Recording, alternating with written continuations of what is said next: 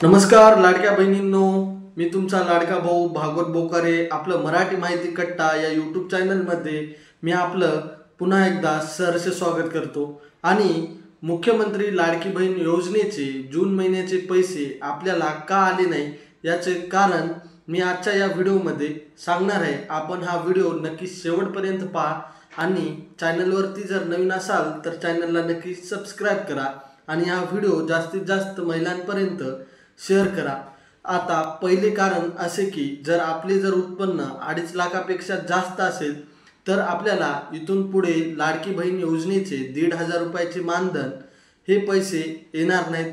दुसरे कारण असे की जर आपल्या राशन कार्डवर एक महिला व एक अविवाहित महिला म्हणजेच एक मुलगी जिचे वय 21 वर्षे झालेले अशा फक्त 2च व्यक्तींना पैसे येणार। जसे की एक महिला व एक मुलगी यांनीच जर अर्ज केला असेल तर त्यांनाच पैसे येणार आहेत। जर याच्यापेक्षा अधिक जर अर्ज त्या राशन कार्डवरून जर केले असाल तर इथून पुढे बाकीच्या महिलांना पैसे येणार नाहीत। तिसरी गोष्ट अशी की जर आपल्या घरातील राशन कार्डवरील व्यक्ती जर GST भरणारा म्हणजेच आयकरदाता असेल तर त्याच्या घरच्या महिलांना महिलांना लाडकी बहीण योजनेचे पैसे मिळणार नाहीत। तिसरी गोष्ट अशी की जर आपल्या घरातील व्यक्ती सरकारी नोकरीवर असेल तर त्याच्या कुटुंबातील महिलेला पैसे येणार नाहीत। ज्या महिलेच्या घरी 4 व्हीलर म्हणजे जसे की कार आहे अशा महिलांना देखील लाडकी बहीण योजनेचे 1,500 रुपयाचे मानधन मिळणार नाही। मित्रांनो, अमो शेतकरी आणि PM किसान यांचे 1,500 रुपये येत असतील तर अशा महिलांना फक्त दर महिन्याला 500 रुपये मिळणार आहेत।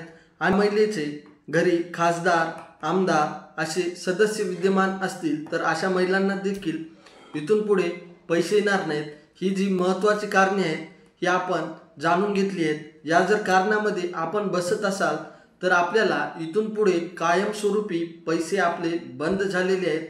आणि जर आपण या कारणामध्ये बसत नसाल तर आपले पैसे बंद झाले असतील तर आपल्याला आपल्या लॉग इनमध्ये जाऊन तक्रार अर्ज करून घ्या, जेणेकरून तुम्हाला 1,500 रुपयाचे मानधन आपल्याला मिळते। आणि अशा तक्रार कशी करायची याबद्दलचा व्हिडिओ अगोदर चॅनलवर अपलोड करण्यात आलेला आहे। तो व्हिडिओ पहा आणि आपल्या लॉग इनमध्ये जाऊन तक्रार अर्ज भरा आणि पुन्हा आपले 1,500 रुपयाचे मानधन चालू करून घ्या। तर अशाच माहितीसाठी आपल्या यूट्यूब चॅनलला नक्की सबस्क्राइब करा आणि हा व्हिडिओ जास्तीत जास्त महिलांपर्यंत शेअर करा। चला तर इथे व्हिडिओला थांबूया। जय हिंद, जय महाराष्ट्र।